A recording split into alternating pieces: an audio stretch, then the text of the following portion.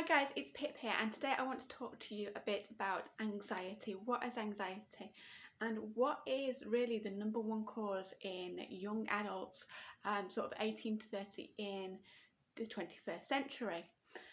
So for me, I've suffered from anxiety and depression for quite a fair deal of my life, ever since just before I became a teenager, from about the age of 12. And really it is something that I have my 10,000 hours in. I know exactly how it feels, I know exactly how it affects your life, and I know that it's a very destructive emotion. So the reason I really want to talk to you about this is because I do what's called a lot of personal development, which is basically figuring it out, basically the rules of life, things that we weren't taught in school about how the world actually works. And of course a lot of it comes from the mind, so we live from the inside out, our perceptions, our internal beliefs, often that we're not aware of. And so the reason I'm doing this video today is just to help you guys understand yourselves a bit better, because I have found that has helped me so much, and it has removed a lot of the emotional symptoms. Even when I'm having them, if I can understand what's going on or why I'm feeling the way I'm feeling, then it has really helped me. So for me, the actual number one cause of anxiety in young adults, I think, is perception of this belief that we all have to live this perfect life. So I was talking to a couple a while ago, and they are kind of in their 70s, and they said, when we were your age, we didn't have all this access to, multi-millionaires and YouTube and all that sort of thing. And there wasn't this expectation that you were going to be driving an awesome car in your 20s, because you were just getting off the ground. It was perfectly acceptable for you to have, a second-hand car. Maybe, it wasn't the best in the world, maybe it'd make a few strange noises. Everything would be second-hand. And you might be looking forward to getting a council house maybe, and that was acceptable. It wasn't such a big thing. But I think nowadays we all have such a big perception that we've got to have, an amazing degree, and we've got to have a master's, and then we've got to have an awesome job, and forgive me for saying this, but the house and 2.4 kids, and yet also have this amazing physique, look amazing every day, but lads if you're buff, and girls looking like you're Celine Dion or Jennifer Lopez or whatever. Clearly I look like that every day. But I think we have this really, really bizarre kind of culture here in the Western society about what success actually is.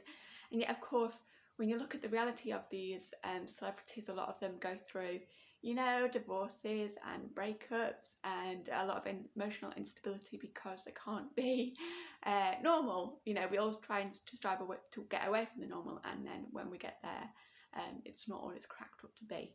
And so many celebrities take their lives early. Not a place that you want to be in, from my personal experience, having been there myself many years ago. And I think that we need to really become more understanding of who we are as our core, but more than that, we need to become accepting of who we are. It's like we look at ourselves and we go, I'm not enough. And I have done this on so many occasions, and you might resonate with this too. A job, it doesn't pay enough. Our car is not what we should have in our 20s or whatever age we are. We should have a house. We should, and I think as well, this is not helped by our parents' generation in a way. I mean, I was so lucky. I did grow up where in a nuclear family, mom, dad, siblings, where my family did own the house and the cars. And it was, kind of a normal middle class upbringing.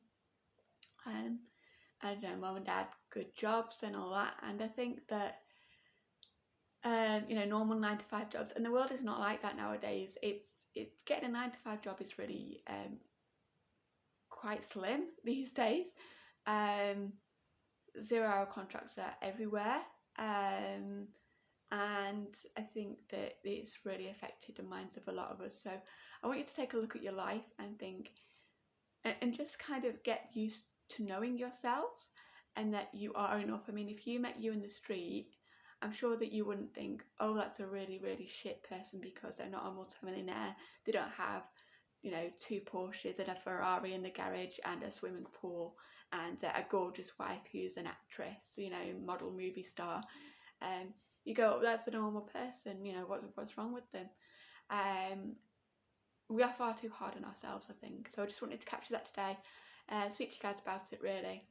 And I know I need to go away and do some work on my paradigms, my mental programming, which is of course what I teach all about in the course that I do, because I don't want people to want change in their lives and not be able to do it, because every time they try to get ahead, their mental programming pulls them back, and it's this horrible cycle. I've been in these cycles for years. It's horrific, and it makes anxiety even worse, because you feel like then you can't trust yourself, you can't achieve anything, so why even bother? But yeah, I need to go away and do something. If you want some help, guys, please reach out.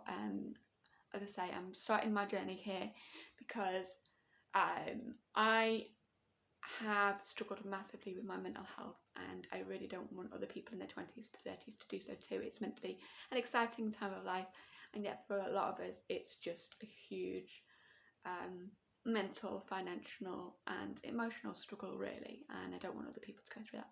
So that's all from me. Take care. Bye bye.